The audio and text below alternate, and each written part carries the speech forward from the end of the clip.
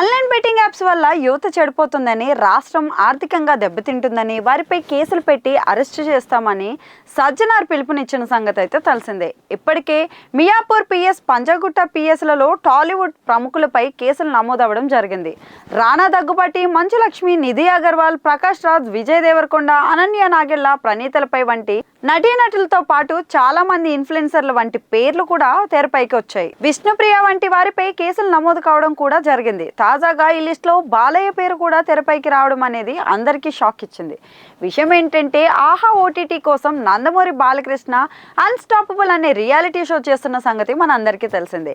ఇప్పటికే 4 సీజన్లు అయితే ముగిశాయి. అయితే సీజన్ 2లో బాలకృష్ణ కూడా ఒక బెట్టింగ్ యాప్ను ప్రమోట్ చేశారట.